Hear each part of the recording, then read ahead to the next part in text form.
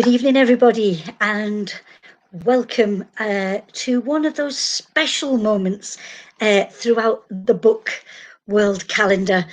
And it's that time for a launch. A book launch is always a really, really special time for the author, for the publisher, and for those of us who just enjoy seeing a new book come to birth. Honey and Stag this evening are absolutely thrilled, in conjunction with Red Dog Press, to be here to celebrate the launch of Banking on Murder, the new novel by J.D. Whitelaw. So everybody sit back. We're in for, I know, what is going to be a wonderful evening of celebration. J.D. Whitelaw is going to read to us snippets from that new novel for Banking on Murder. And we have a special guest to join us partway through our evening to grill the author a little bit more. So I wonder, without further ado, please could we welcome into the studio J.D. Whitelaw. Hi, everybody. Thank you very much for having me. It's What an absolutely intro. wonderful. How are you feeling? Delighted. Yeah, delighted. Very humble as well. You know, it's been one of those days where everybody's been said such nice things. It's been such a long time since someone said so many nice things consecutively about me, having my name in the same sentence. Thank God. Yeah, totally. But isn't it interesting? I always think that when we have the pleasure of finally being able to turn those pages, for you, that novel, you've nurtured it, you've tussled with it, you've wrangled, and this for you, the culmination of all that hard work. And it's so lovely to be able to celebrate that with you. Thank you. So Thank you. allow me out, and good evening to the people that are with us: Angie, Helene, Marion, Claire. Hi, Claire, down there in the northeast, and Angie. It's great. Thank you for joining us for this. Anybody else that's out there, it's just so good to be able to celebrate. I know 2020 has been a tricky year in so many ways, and thank you, Jonathan, for giving us a reason to just relax a little bit. Jackie McLean, hey, and Sharon, great to see people joining together just to celebrate you, Jonathan, and your work. If anybody isn't familiar with Jonathan, we have an author, a journalist, and a broadcaster in Jonathan. Worked in Scottish politics, involved in the arts, culture, sports, fashion, music, and I love even radioactive waste. A regular reviewer. And I just wonder, before we get into the celebration of the book, I always like to find out from authors, when was the moment, because you've been involved in writing for a while, but when was that moment where you could say, I am an author? Can you point to that moment? Oh, I don't know. I'm still getting imposter syndrome. It's ridiculous. I might not be able to point to the moment where I started calling myself an author in real life. But I certainly remember the first time that I really wanted to. I knew that I wanted to be an author. I knew that I wanted to be a writer. And actually, there's a couple of people who maybe know this story, but it's one of my favourites. It's when I was in P1. And my dear P1 teacher, Mrs. Arthur, said to my mother, it doesn't matter it doesn't matter what he reads. He could read the Beano, and she wasn't being derogatory or anything like that. She was just using the term, get him to read something, get him to read anything, get him to read everything. And that my mother's told that story for 30 odd years now, I always come back to it because that was clearly the moment where I fell in love with the written word, and I did read the Beano, and I still get a Beano from Santa every a Beano annual from Santa every year.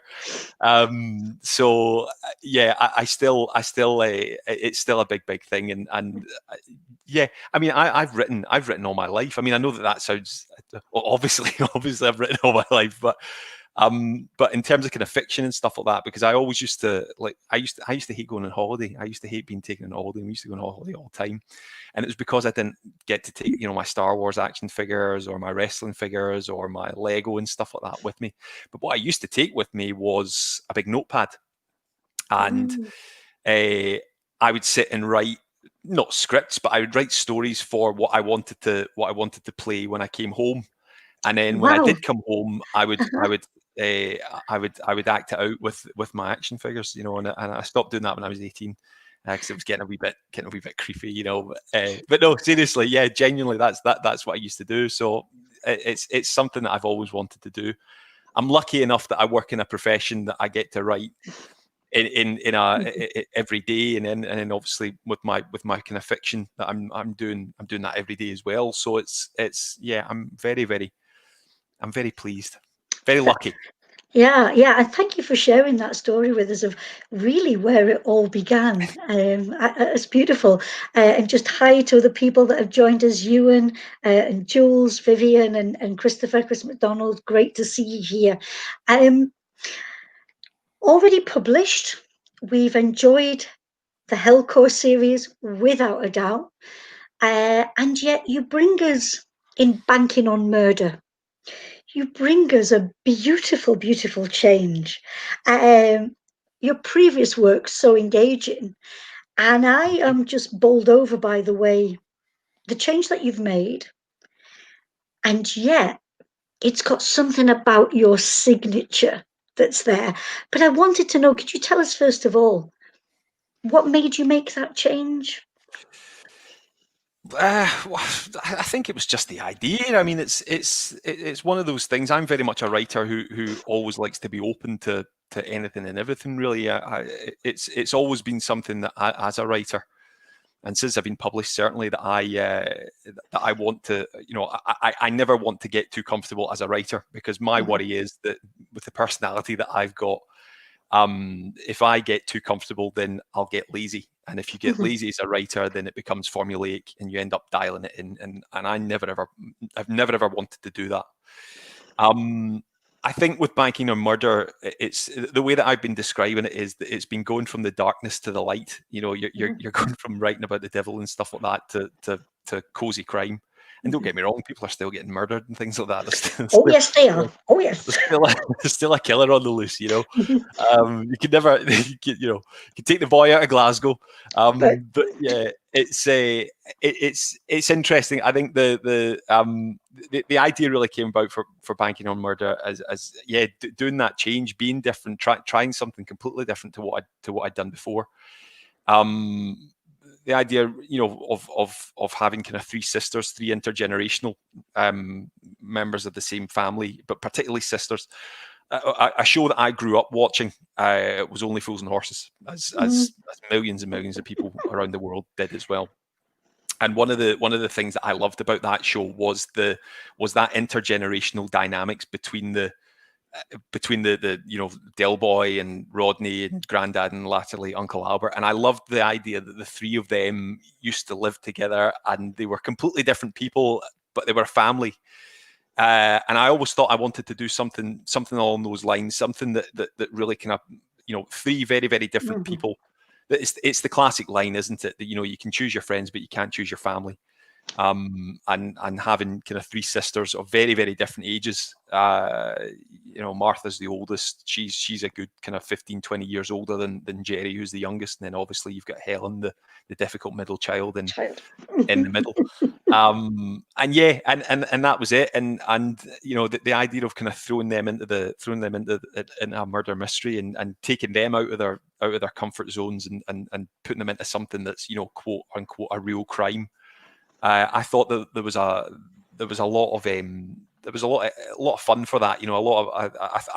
I could see a lot of fun, and actually, when the characters came to life, when I started writing them, in particular the dialogue and the back and forth between the kind of three of them, that to me is where I like that type of novel. I like those type of characters where you've got that kind of back and forth, and hopefully hopefully other people like it as well. Fingers I am crossed. sure they will. I'm sure they will. Now, before we get into discussing in a little bit more detail those sisters, fab question from Jackie McLean. The morgue scene where Yeah. the three sisters have a bit of a moment. Did you do any creepy research for that? She says. Do you know? Funnily enough, my late grandmother used to go to the. This is bear with me on this one, right? Bear with me on Okay. this one. My late grandmother used to go to the hairdressers every Wednesday morning, and over the kind of summer holidays, myself and my brother used to go with her because my parents were working, and we would be dropped off, and him and myself would be lugged along with my geriatric gran. And where her I was going to say barbers. It wasn't quite. It was a hairdresser's. Um, that was right next to the city morgue, to Glasgow City Morgue, and it's still there. It's still, and it's a grim looking building. As you would expect. Are we talking the morgue or the hairdressers? Oh, hairdressers isn't there anymore. That was all. That was grim enough. Grim enough for a Wednesday morning for someone, for a 12-year-old and a 4-year-old. But yeah, it was the morgue was pretty grim, and it's one of those really short, stocky buildings. And what always used to creep me out about it was the frosted glass windows, for the obvious reasons. It's you can't have people. It's only one story. You can't have people walking about going to the barbers or going to the hairdressers, and poking in and seeing, a cadaver. So no, I didn't. I've never been in it. I've never been in the actual. Never been in the morgue. Thankfully, one day maybe, but not to put too grim a point on it. But yeah, it's that's where that came from. I always thought it was such a it was I always loved the idea that it was a morgue and it was only one story high and the frosted glass windows, and what's going on just behind those windows. What terrible things are happening.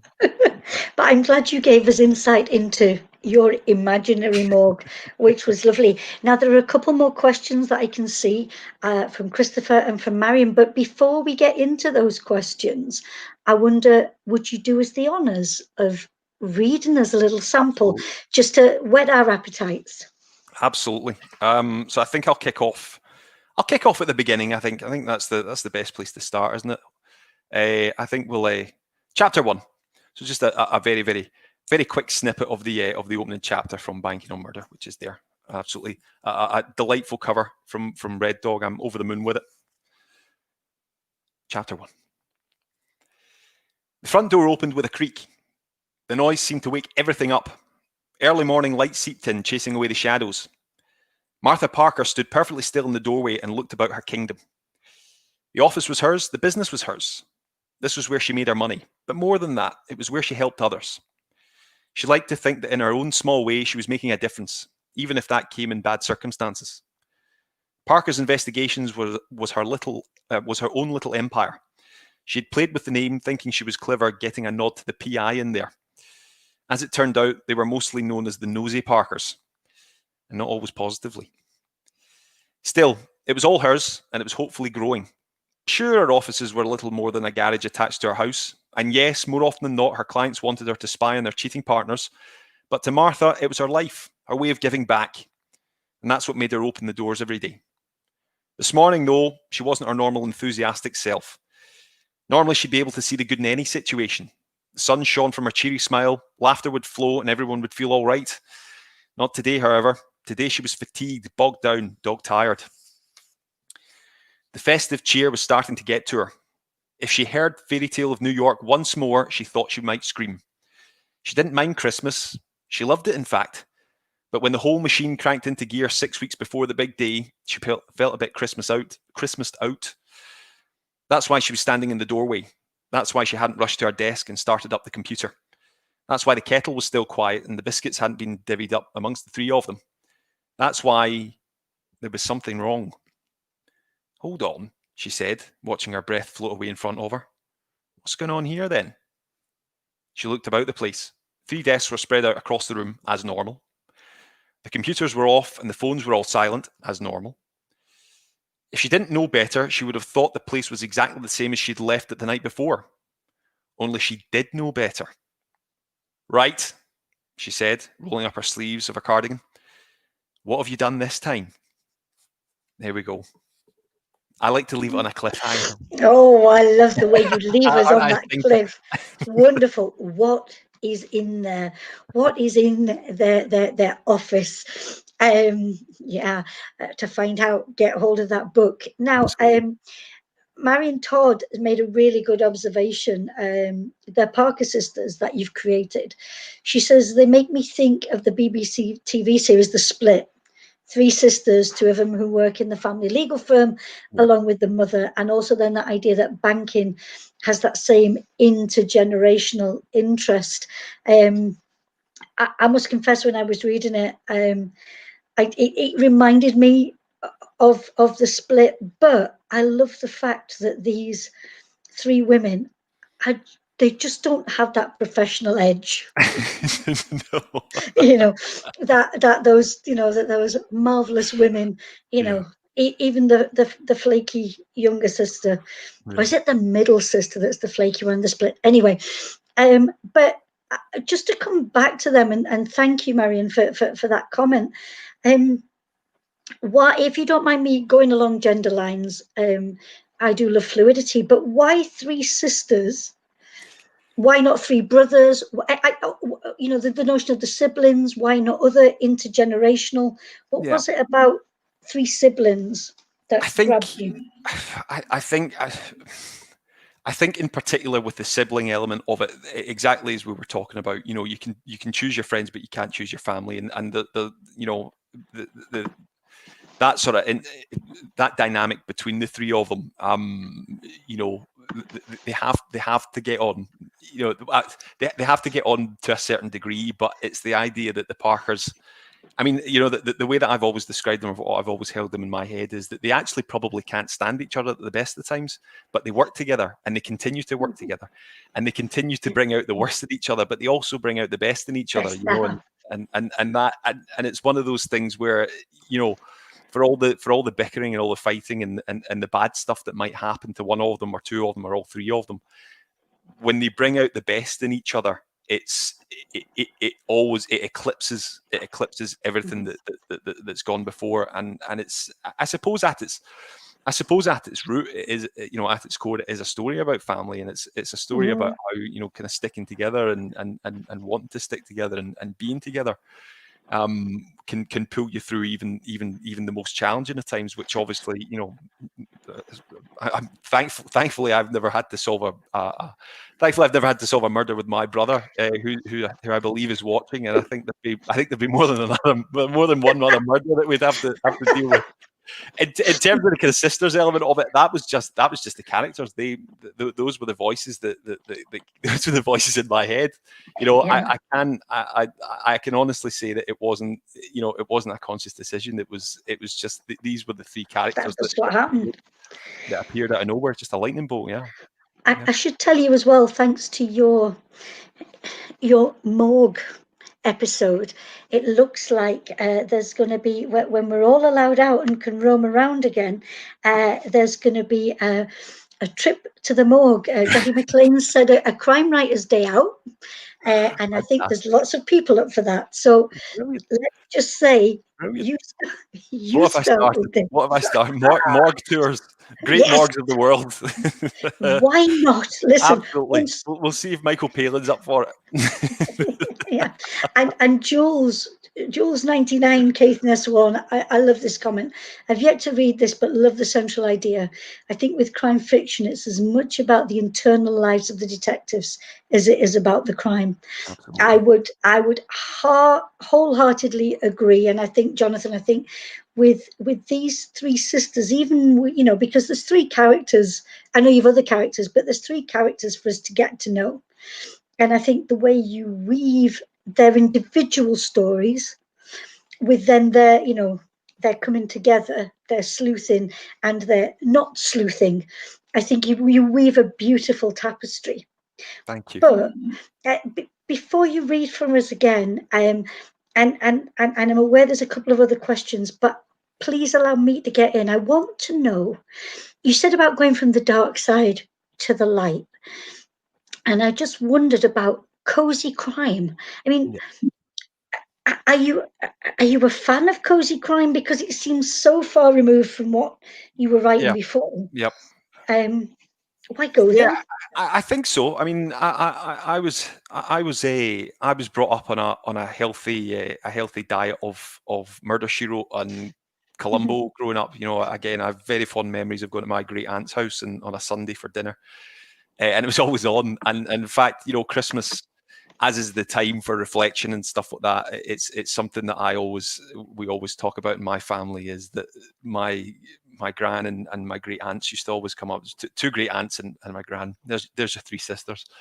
They used to come up at Christmas, and the house was like a furnace. Like, it was, you know, we had the central heating on, and the fire was on as well. I mean, these were three women in their 80s, and they would sit and watch. It didn't matter how many episodes were on. It could be a whole day of it. They would sit and watch these all the way, and then they'd get to 5 minutes to the end, and they would go, "Oh, I think I've seen this one." Of course, they'd seen it. You know, it's 40 years old, the episode. But yeah, I mean, it was always on in our house, and my wife Anne Marie, she always says that, you know, her gran used to always have it on, have the DVD box sets and stuff. And there's something endearingly enjoyable about cozy crime, I think. I famously revealed at Bloody Scotland, of all places, that I'd never read an Agatha Christie novel. That was a And brave thing to do. absolutely, on stage as well. On stage, I'm surprised that I made it out of there intact. Mhm. No, everyone was very friendly, and to my shame, I still haven't done it. That was 2 years ago. You know, it was 2.5 years ago. I still haven't done it. But yeah, you know, there's a reason that Agatha Christie novels are still flying off the shelves. People find coziness and cozy crime in Mm. particular. They find it very, very comforting. I find it comforting as a reader. And again, kind of going back to what we were saying, you know, that the idea of challenging yourself as a writer and keeping yourself going, and trying new things and trying different genres and trying different styles, because it has been a very, very different approach. It's been a very, very different approach to the stuff that I've written previously. But you know, I love a challenge. It's great to be able to do that challenge, and it's great to explore other characters and different characterizations, and you know, yeah, it's great fun. It's good fun. Being a writer's great fun. It really is. So look at that. Helene Keast is generously offering you her collection of Agatha Christie novels. I will So take you up on that, Helene. Thank you. that's I've got no wonderful. excuse now. I've got. Yeah, I'm on record. I'm on record yeah. twice. Next time you'll be quizzed on that and not your own work. No, and just a shout out as well. So hi Helene and Awis as well there coming in. It's lovely to have you with us tonight. That is fabulous. Um, I have there's one last question that it's not from me, but it's from Christopher McDonald. And so if I there we go up on the screen. Did the process feel different with a different publisher? Um, yes and no. Yes and no. It's been absolutely fantastic. I've been so lucky to work with so many great people in this industry for years now, and it is years. You know, my first book came out in 2015. You know, it's been 4 books in 5 years, which I could never have dreamed of. Mhm. I genuinely could never have dreamed of that. You know, even even as recently as last night, you know, I couldn't have dreamed of something like that. And I've been very lucky to work with some very special people. At Red Dog, at Urbane, with the Hell Corp stuff.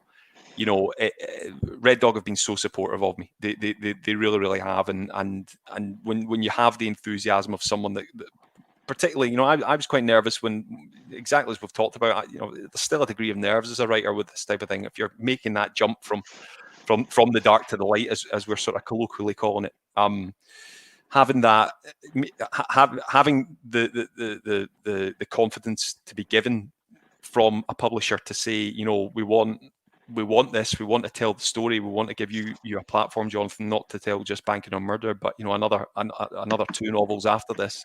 It's such a shot in the arm, and I genuinely, I'm so grateful. So grateful to Red Dog, grateful to Chris as well. He's a fantastic writer.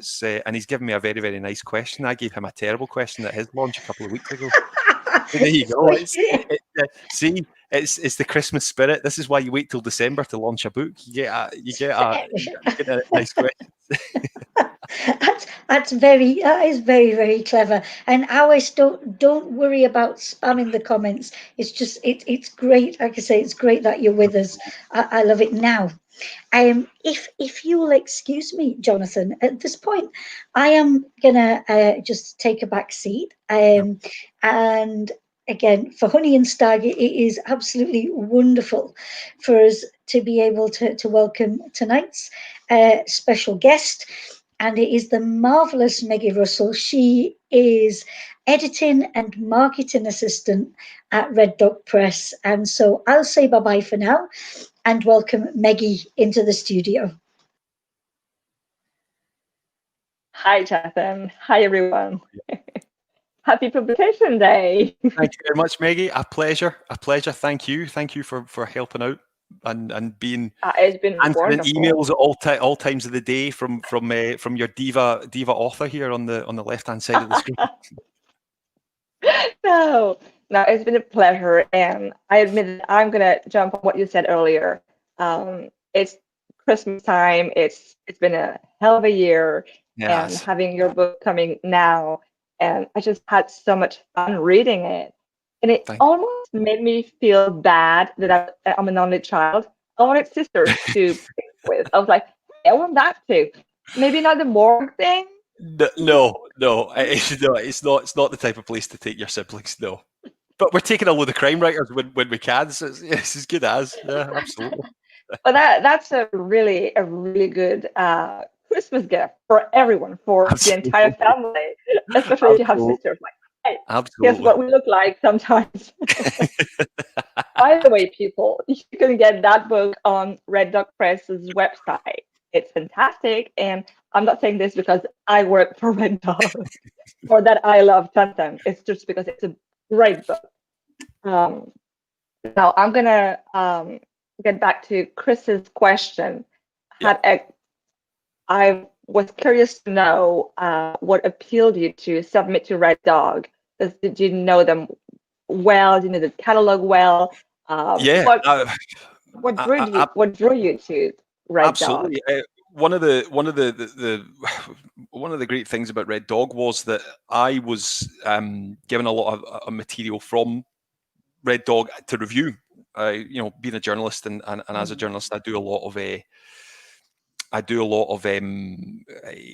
reviews and stuff like that. And again, one of the perks of the job is that you're getting all these fantastic writers and stuff like that. That my desk is chocked full here of great writers. And it was one of those situations where Red Dog, are very much on the rise, very much in the ascendancy. And I had this story. I saw that they were putting a lot of effort behind Sean and the whole team are putting a lot of effort behind Cozy. I just struck up a conversation with Sean. I said to him, look, I've got this here. Is this something that would be interest to you? It's not a massive thing. I'm a writer.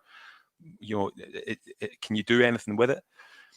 He got back to me, I think, within 12 hours, saying absolutely yes, all in caps, with more exclamation marks than I can count.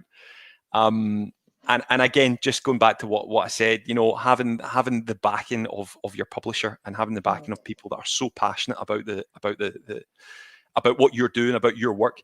And the thing is, I know I'm not the only person at Red Dog who thinks this. I know that everybody at Red Dog thinks this and believes this, and it's true because the backing that I'm shown by yourself, Maggie, by Sean, by everybody that's involved in it.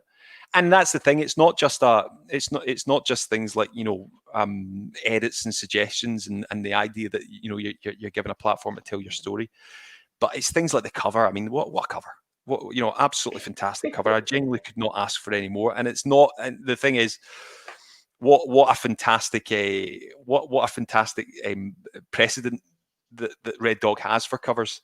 I was on the radio on Tuesday. What day is Thursday? Tuesday, and my suggestion was Stephen Gould's book, Say Goodbye When I'm Gone.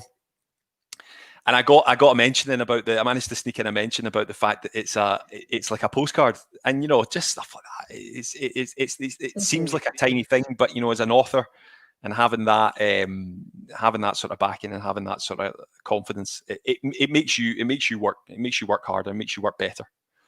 Absolutely. Well, you've done great work, and that's why we're here. And also, what I love is the support everyone from other authors, and it's all a big family. We're a big kennel with lots of love, and everyone is there for everyone. And it's fantastic to work with everyone.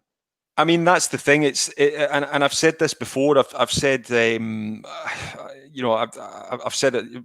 People that follow me on Twitter will see that. Will probably sick of me saying it, but writing can be a very, very lonely business, and it's always been described as a lonely business. But in my experience, in the kind of years that I've been a writer and I've been part of the publishing industry, I found it anything but. And that's not just being a writer and with Red Dog and who are very, very good at it. It's bloggers, it's reviewers, it's people that take the time to read your book, who are, a lot of them are here tonight. That's how could you ever feel lonely with such a kind of strong support network like that? And I'm grateful for it. I know that there are plenty of other writers and there are plenty of other people in the industry that are grateful for it too. And it means a lot, not just at Christmas obviously, but the whole year round. And yeah, it does. It's very. I'm very, very lucky, very, very blessed. It's a very nice family to be part of. Absolutely. Both sisters and brothers. Absolutely. And dogs as well. Plenty of dogs. Dogs, lots of dogs. Okay. I wanted also to know from the idea you got for the series to today, publication day, how long did it take you to create that book, that first book, that foundation for the series? Well, I think it's difficult. It's difficult. I always all of my books, I've always written them at a different pace. I've written them at a different pace every time. I think with the Parker sisters, it was I seem to recall it was quite fast. The characters came to me. It came to me quite quickly. It took me a bit of adjusting. It took me a minute to, flip that switch and go, what you've written before, Jonathan, this isn't the same audience. This isn't the same type of story. You need to be writing this differently. And again, going back to what we were saying with Jackie, that's a challenge, but that's a challenge that I thoroughly enjoy. I should say that I'm racing through the second one at the moment. And I think it was I think 2,500 words I did yesterday. I haven't written a word today. I'm sorry. Terrible. No, that's not good. I haven't written a word. I know, I'm sorry. I want that book, so terrible author. Go. Terrible author. After that event, you have to go work. That's why I'm on the water. See, clear head, sharp mind. Yep. Brilliant. That's your night sorted. Also, what came first, the sisters or the plot idea? The murder or the sisters? The sisters, right? The sisters, yeah. I kind of find myself as a writer. I will have the characters first before I find the situation to put them in. I think I'm quite twisted in that sense. It's like you come up with these characters in your head, and then you think, right, okay, what terrible scenario could I put them in? What awful things can I put these people into? Yeah, no. With the Parkers, they came out of the mist. I know that it sounds like a terrible cliche, but it genuinely felt like a lightning bolt to the back of my head, and the three of them just came completely, perfectly formed. The three different stages, 3 different ages, 3 different personalities. And it all just grew, and then it's just a case of kind of finding mischief to put them into, which they get into. They'd probably get into that anyway, whether I wrote it or not, Oh my God, they go through so much, and I'm like, okay, what's next for them? I'm kind of scared. Yeah, well, we'll see. How they're all, I love how they're very different. I don't have siblings, so I don't know how it works, and well, so I'm like, oh idea. So I read and I discover sisterhood through books, and I'm like, oh, I'm happy I don't have a sister, or oh, that's easy. Um, I love how different they are and how you made sure that they had that age gap, so you could Yeah, go through different stages of life, yeah, 40s, 30s, and the youngest who's going through the early stages of everything. And yeah, I think absolutely. it brings authenticity to the book, and that everyone can have a favorite. I do have a favorite. Do you have a favorite, sister? Uh, See, this is hard. How can you pick a Well, favorite? It's not. I mean, do I you know? know, but I'll be honest with you, Maggie. I've been sitting here and I've been worrying all day that someone was going to ask me who my favorite Parker sister is. I'm going to be honest. I'm not going to take the coward's way out and stay on the fence. I'm going to pick one. I've got a favorite. I've got a favorite, and it's probably Helen in the middle. I think she's my favorite. I think I probably relate most to her, which read from that what you will. It's the same hair. You see, it's the same unruly hair that barely gets combed. Yeah, it's. I think she's probably my favorite. I think maybe because I, you know I, it's as a character I always kind of try and think, right, well, she thinks so highly of herself, and she thinks that she's beyond human. She thinks that she's yeah, above and better. She's ascended into that world of academia that she won't ever dirty her hands with anything that ordinary people would do, not in a snobbish way, but just in a completely clueless way. And then, of course, over the course of the book, we see that she's very much human, and suffers from the same fallacies that we all do, and that continues into the second book as well. It's yeah, she's something oh, else. that is But they all funny. are. They all are. I'm sorry for asking that question, but I was so curious about it. I was like, okay, I have to do this. I know it's terrible. It's Uh, like asking a parent, which kid do you It is, like? it is. Yeah, it is. It is. Yeah. Well, I'm It's soon to be that. a parent. I'm soon to be a parent. So it's our firstborn's due in January. So we're very much looking That's forward fantastic. to that. And there's only one so far, so it's easy to pick a favorite. Well, congratulations on that because it's Thank brilliant. you. Thank you. But Thank yeah, you. oh, yeah, being an only child, I know that I'm the favorite no matter what, so it's all cool. Thank you. Thank God. Um, I also had a question about Fairy Tale of New York. That Yes, song comes back in the book several times. Do you it have does. anything against it? Yes, I was I've got like, everything against it. Everything you name it, I've got something against Fairy Tale of New York. I cannot stand it. I am so saturated with it. I've already heard it this year. I've already heard I've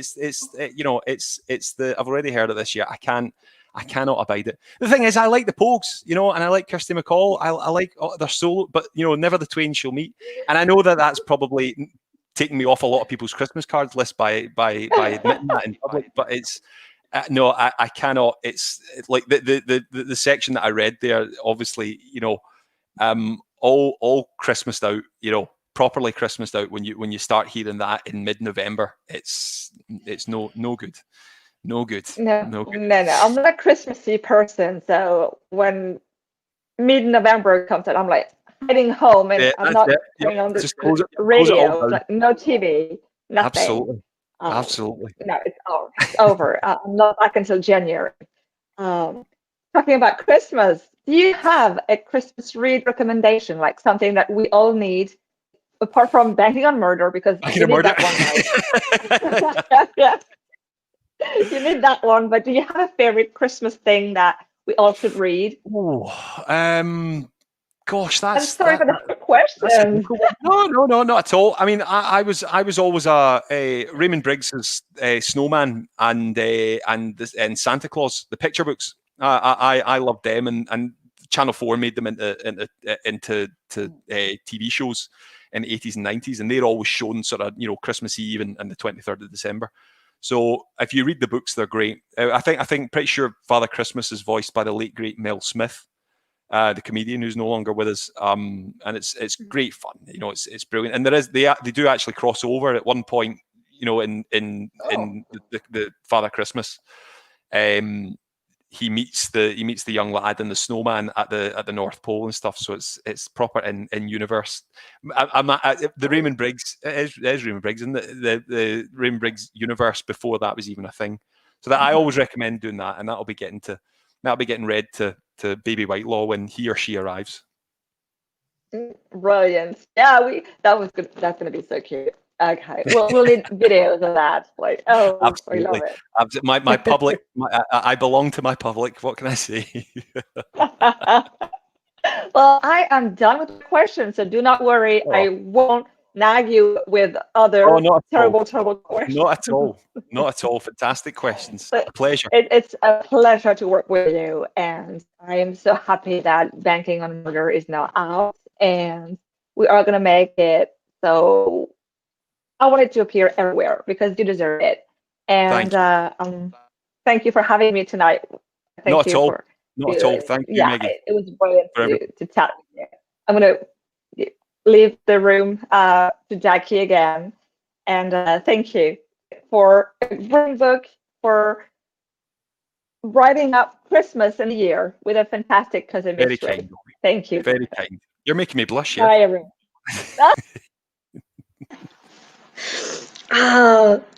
Thank you, Maggie. That was great. Absolutely wonderful. And Jonathan, the questions have been stacking up, so I'm just going to save a couple of mine so that we can go through what people have been asking.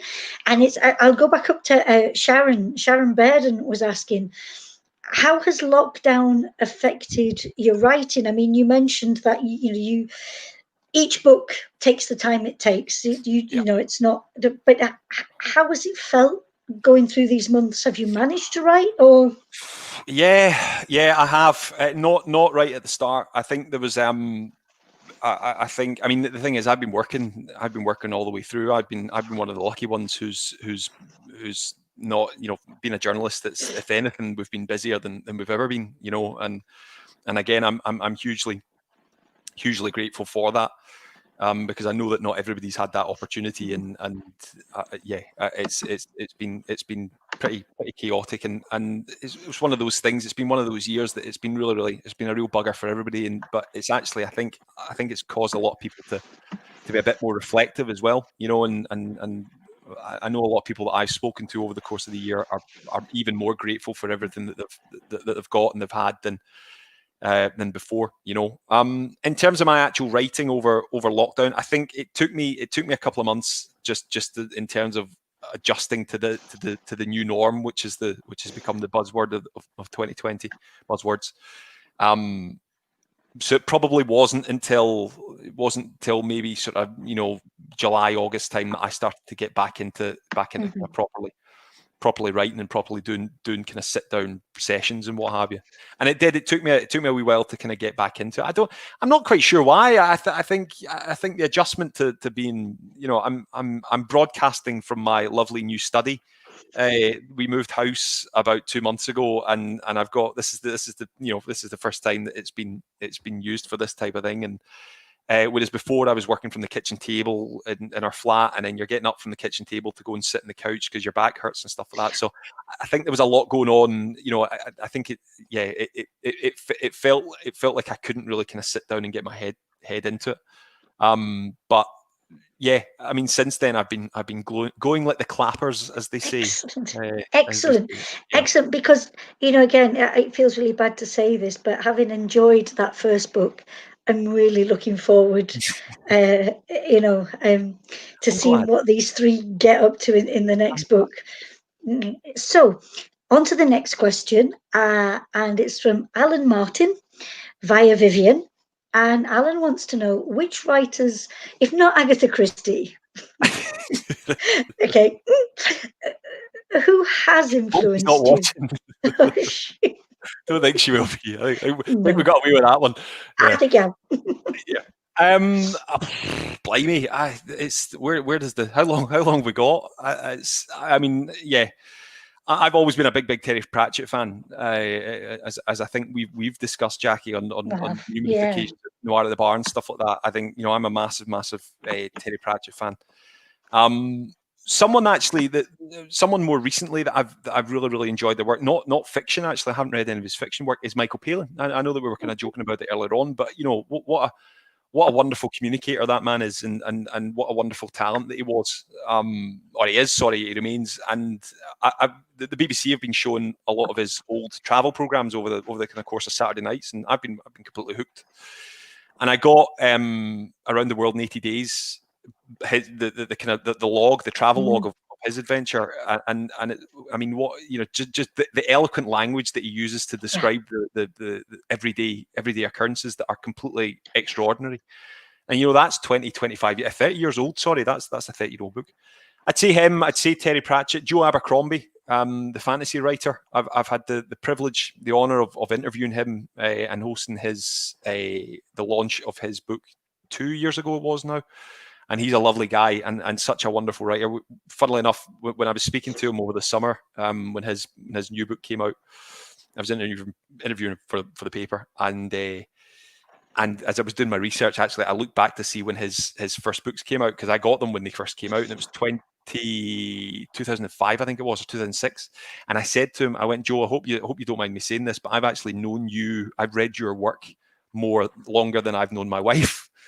And he very jokingly said, well, that's all right. She'll never know what we've got, Jonathan. And he's that type of guy, and that kind of comes across in his writing, and he's a brilliant writer. Yeah, he's a fantastic writer. And again, I think what reading Joe Abercrombie and being a fan of Joe Abercrombie taught me was that if you write a novel, no matter what type of genre it is, you can write it with consequence. So he writes a lot of high fantasy stuff, but it's not, as much as it's sorcerers and Dungeons and Dragons and all the rest of it. If someone punches someone in the face, they're going to break their hand, and then you do that's described over the course of the, it's that kind of realism that you can get away with. But yeah, absolutely. Pratchett, and do you know what? So many other writers. I mean, Marion Todd's on the cover of the book, and I know that she's here, and I'm not just saying this because she's in the room, but she provided me a fantastic quote. Harriet Tice has been so kind to my work as well. A big fan of hers. Lisa Gray, Lisa Hall. All these wonderful writers that have spent a fantastic amount of time just to read my stuff, which is a privilege, because these guys are my heroes. Do you know what I mean? These writers are out there and they're writing such great work, and the fact that they would take time to say such lovely things about my stuff. The fact that the fivers are in the post, that's got absolutely nothing to do with it,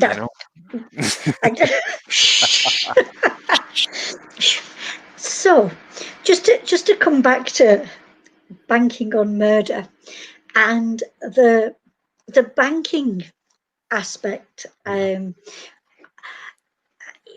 banking district of Glasgow. I know you said you've not visited the morgue. No. Yeah. No. Yeah.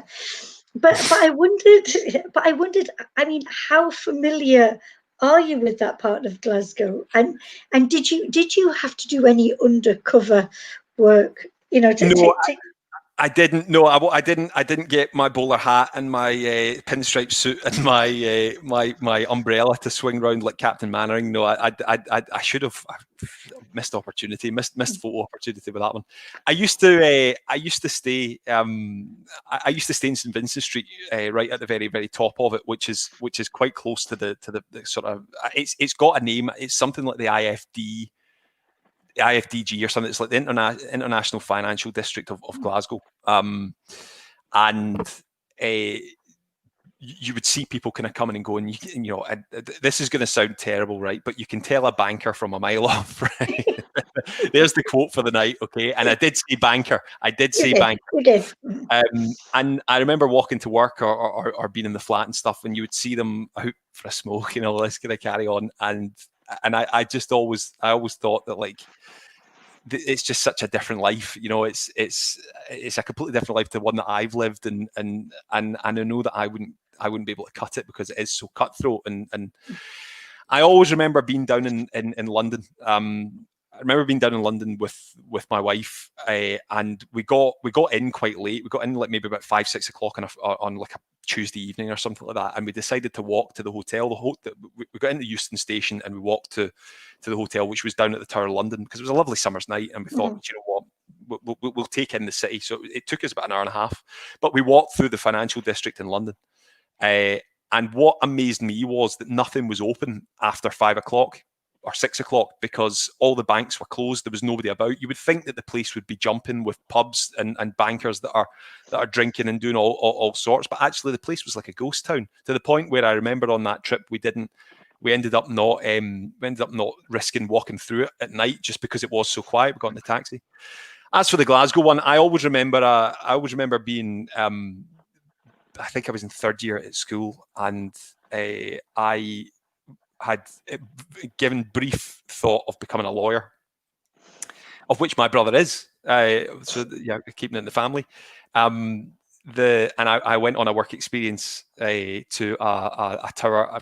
It wasn't a tower block. Sorry, it wasn't a skyscraper either, but it was close to as close to a skyscraper as Glasgow gets. And I remember being in there, and it was a law office. And do you know, that's always stuck with me, actually. That the kind of imagery of what that was like, and it being very, very close and quite tense, and you know, and you would come out of there and you would see all these other buildings, all these big glass and steel buildings that are still there. And I always remember as well, just very, very briefly, I remember when I lived and worked in Edinburgh, I would walk past, because Edinburgh's Scotland's financial capital.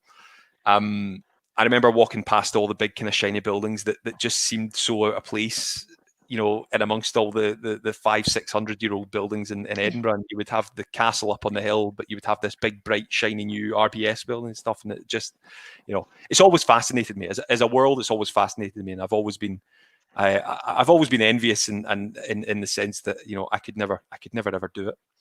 So I decided to bump on it. If you can't join them, kill them. That's the kill them. Totally. Yeah, there was a slight yes that probably shouldn't have gone out. Now, there's another question that I missed earlier, and I think it's a fascinating one. Right. And it was, if your siblings had been brothers, would one of them have had the facial hair that you have? Oh, there was me thinking I was going to get away with it. Oh no! Listen, I wouldn't wish this facial hair on anyone. That's the be all and end all. It's it's the devil's work. You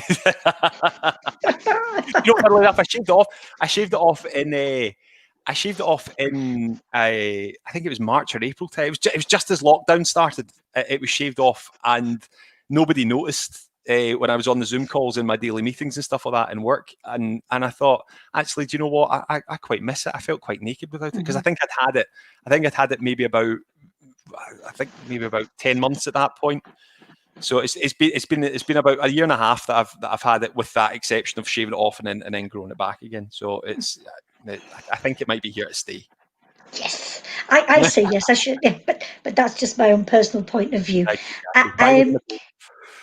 I am going to ask you to read us a little bit more in a second, certainly, if that's all right. But question just popped up from Vivian Martin. And by the way, Marion Todd says, don't believe it. She's still waiting on the fiver, just so you know. Anyway, but back to Vivian's question.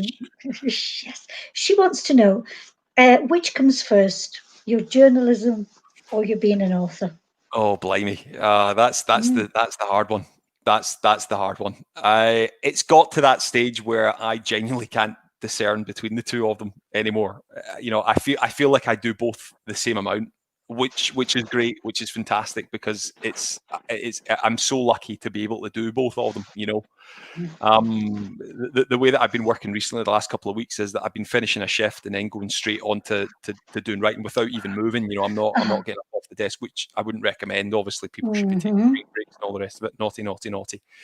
But it's it's a real privilege to be a journalist and be a writer as well. And it's getting to that stage where to deal with the workload, I'm doing both of them more and more, which is great, because it's good to be busy. It's great to be busy. And then, of course, maybe Whitelaw will come along, and I'll be eating this. So it's fantastic.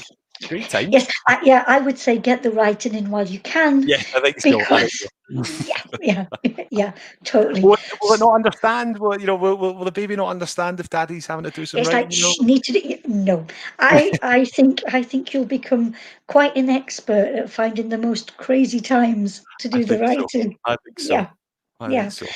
Can't wait. But Jonathan, forgive me for being demanding, but will you read us another section? Yes, absolutely. Please. It would be my pleasure. I tell you what, since we've I'm not going to spoil the rest of chapter 1 for you guys. I'm going to go straight on to chapter 2, and I'll give you just a very, very brief snippet of it.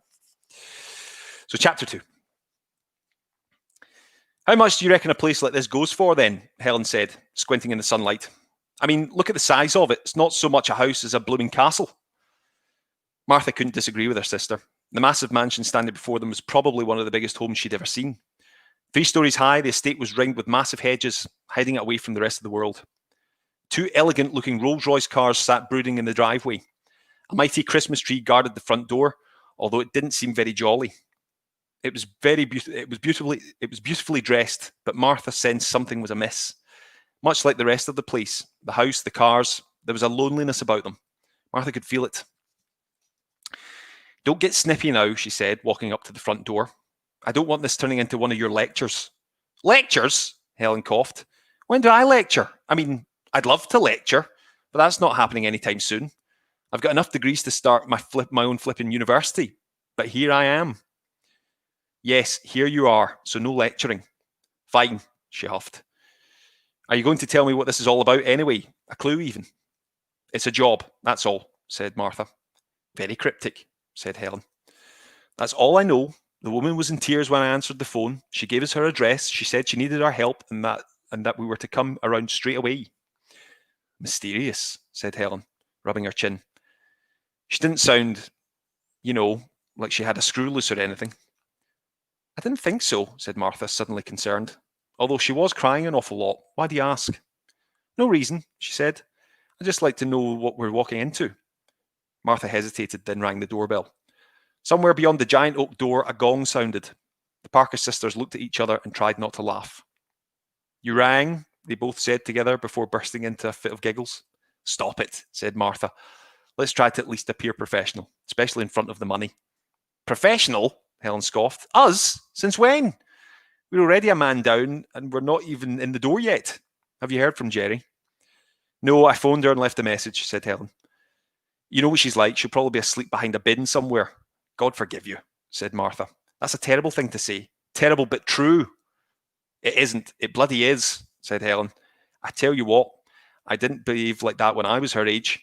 Oh, shut up. You're barely away from her age now. I'm 30, Martha, 30 years old. Or don't you like admitting that? I'm well aware of what age you are, Helen. I was around at your birth, remember? Hold on. If I'm 30, that must make you... The door swung open. The flushed red face of an older woman appeared on the other side. She mopped her brow and let out a long gasp. Can I help you? She wheezed. There we go. I'm a stinker. I know. I'm terrible. I'm dreadful. Absolutely dreadful. No, you're not. No, you're not. You're not at all. Now, you have teased us tonight on this night of all nights, this, just celebrating you and celebrating your writing. If people are wanting to spoil themselves and get a copy of this for Christmas, I was thinking about that Icelandic custom that there is, the book flood, where people buy each other books for Christmas and then everybody just reads a book and eats chocolate. And I think more of that. And I think because your book is set at the time it's set, in the Christmas holiday period, I think it's a perfect gift to give someone just for a great fun read. So if people are wanting to get that either for themselves or for a friend, a family member, where's the best place to get hold of a copy, Jonathan?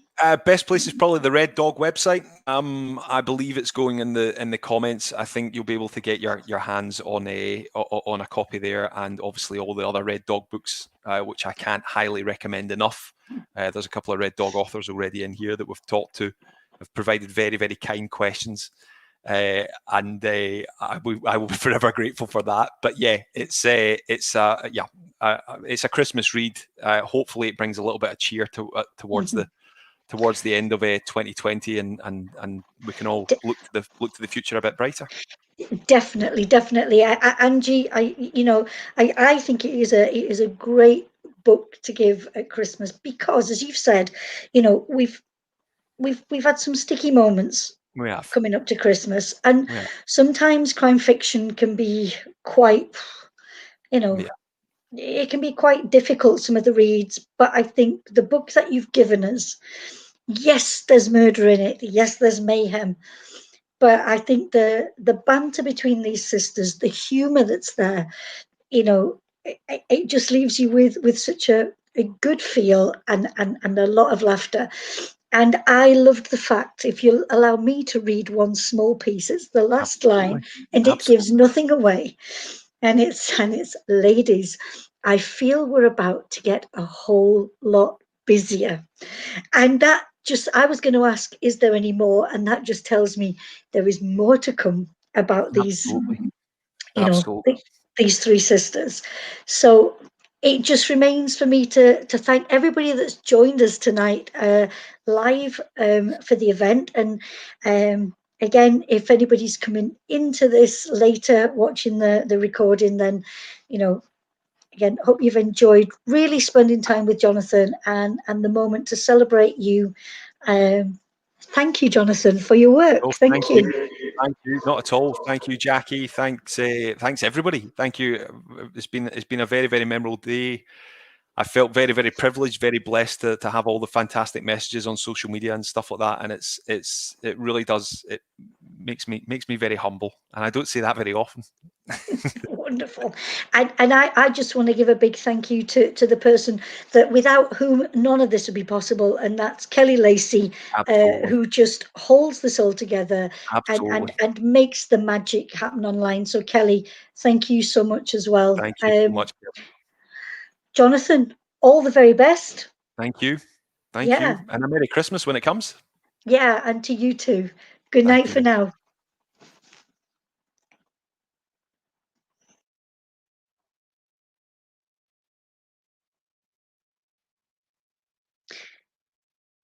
Good night, everyone. And be sure to join us again when we return with another Honey and Stag literary event celebrating good writing and fabulous authors. Good night for now.